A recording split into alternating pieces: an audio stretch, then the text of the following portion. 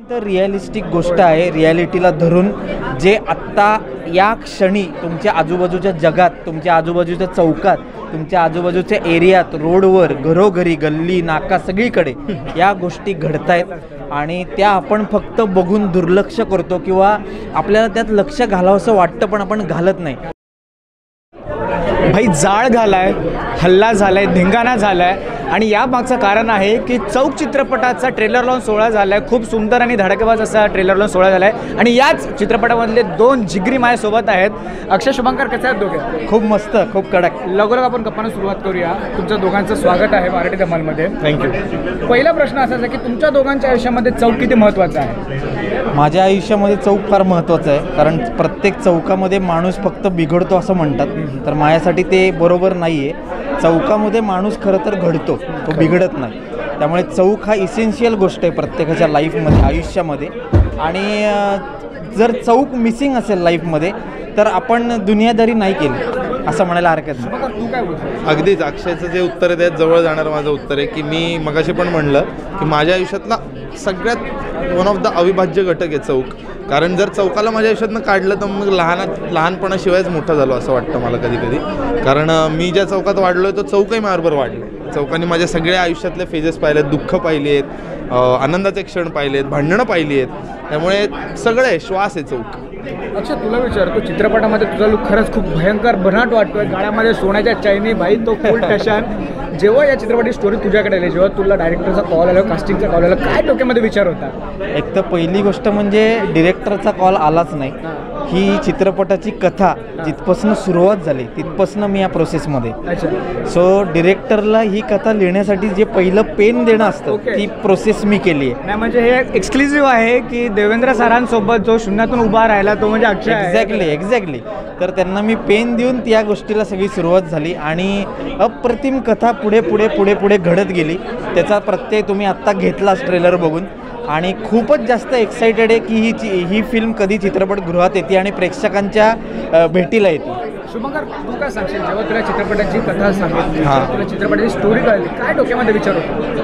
खरं तर खूप घाबरलो होतो. कारण काय झालं की मी तसं बघायला गेलं तर खूप म्हणजे मी होतो चित्रपटाचा भाग मी असणार होतो. या कुटुंबाबरोबर मी 2 सिनेमे आधी पण केलेत. कुटुंबाशी माझं कनेक्शन खूप चांगलं आहे. पण मी त्या कुटुंबातला एवढा फ्रंटवरचा असेल असं मला वाटलं नव्हतं. हे फक्त क्रेडिट दयाबाईंचं आहे आपल्या, त्याने तो विश्वास टाकला. आणि जेव्हा ते मी ऐकलं, एकतर आम्ही सगळेच म्हणजे हे तर आधीच ह्यांनी सगळ्यांनी आधीच ऐकलं होतं. जेव्हा मी वाचलं आणि ऐकलं तेव्हा मी तर म्हणजे कंप्लीट बूम झालो होतो. मला काही सुचत नव्हतं. रात्री 12:30 वाजले होते, मुंबईच्या घरी होतो. मी पहिला फोन दयाबाईंना केला आणि पहिले 2.5 मिनटं आम्ही काही बोललोच नाही. मी काहीच बोललो नाही. तो तिकडनं हॅलो हॅलो करत होता. 2.5 मिनटं मी काहीच बोललो नाही. सुन्न झालो होतो मी जेव्हा ऐकलं तेव्हा.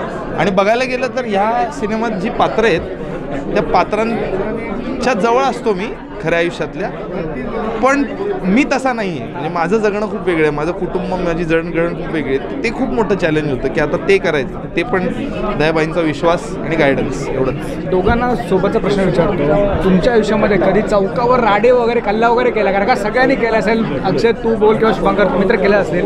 खऱ्या आयुष्यामध्ये असं काही एखादा किस्सा आम्हाला खरंच ऐकायला आवडेल. खऱ्या आयुष्यात चौकामध्ये रात्रीचे बड्डे केक कटिंगचे जे विषय होते मध्यंतरीत झालेले, तर त्याच्यामुळे एकदा दोनदा पोलिसांकडनं ओरडा खाल्लेला आहे आम्ही रात्री. आणि त्यानंतर मग आम्ही ते बंद करून 10 वाजता हल्ली आम्ही केक कटिंग करतो. त्यामुळे मी असं सांगेन की 12 वाजता केक कट न करता पोलिसांना सहकार्य करून ते 10 वाजता केलं, पोरांनी मिळून, फ्रेंड्स आपले सगळे येतात, तर त्यांनाही सोपं जाईल आणि आपल्यालाही सोपं जाईल. शुभंकर, तू काय सांगशील, तुझा असा केक? हो आहे, नक्कीच आहे. म्हणजे आमच्या चौकामध्ये मला आठवतं आहे की गणपती किंवा सणवारांना जेव्हा शहरातले सगळे रस्ते पॅक होतात तेव्हा आम्ही जिथे राहतो त्या रस्त्यावरनं सगळं ट्रॅफिक वळवलं जातं. तर मला असं म्हणायचं आहे की सगळ्यांनाच घाई असते. हो, मान्य आहे. आज आपण सगळेच जण एक खूप महत्त्वाचा आयुष्यात एक आपल्या भाग आहे ट्रॅफिक.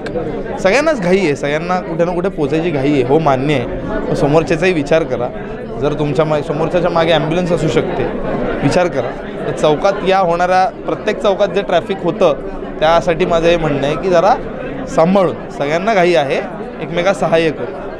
सरते शेवटी जाता तर प्रेक्षकांना तुम्ही काय ॲड्रेस केला, त्यांना या चित्रपटातून काय वेगळं बघायला मिळेल? मला असं वाटतं की लोक म्हणतात की तुम्ही चांगलं काहीतरी घेऊन या, मग आम्ही प्रेक्षकगृहात येतो आणि काहीतरी वेगळं घेऊन या किंवा तेच होतंय, तर या सगळ्या गोष्टींना ब्रेक करणारा चित्रपट आम्ही घेऊन येतोय प्रेक्षकांच्या भेटीला. एकंदरीत तुलाही ट्रेलरवरनं अंदाज आला असेलच, अत्यंत रिअलिस्टिक गोष्ट आहे. रिॲलिटीला धरून जे आत्ता या क्षणी तुमच्या आजूबाजूच्या जगात, तुमच्या आजूबाजूच्या चौकात, तुमच्या आजूबाजूच्या एरियात, रोडवर, घरोघरी, गल्ली नाका सगळीकडे या गोष्टी घडतायत आणि त्या आपण फक्त बघून दुर्लक्ष करतो किंवा आपल्याला त्यात लक्ष घालावंसं वाटतं पण आपण घालत नाही. पण हा चित्रपट बघितल्यानंतर नक्की तुम्हाला त्यामध्ये लक्ष घालून त्या गोष्टी सॉल्व करून किंवा तिथल्या गोष्टी आपण म्हणतो ना की आपण काही आपल्याला बोलायचं असतं पण आपण बोलू शकत नाही. पण हा चित्रपटानंतर प्रत्येक तोंड, प्रत्येक माणूस हा बोलका होईल आणि तो त्या आपल्या प्रत्येक चौकासाठी झगडेल आणि तिथे त्या चौकासाठी कायम उभा राहील. तू काय सांगशील? नाही, मी फक्त कंप्लीट करतो. एकच सांगतो, चौकातल्या माणसांनी चौकातल्या माणसांसाठी केलेला पिक्चर आहे. 19 मे पासून प्रत्येक चित्रपटगृहात आणि प्रत्येक चौकात जय लंबोदर हा आवाज घुमला पाहिजे. धन्यवाद. तुमच्या दोघांचा, तुमच्या दोघांना नवीन प्रोजेक्टसाठी खरंच खूप धन्यवाद. धन्यवाद.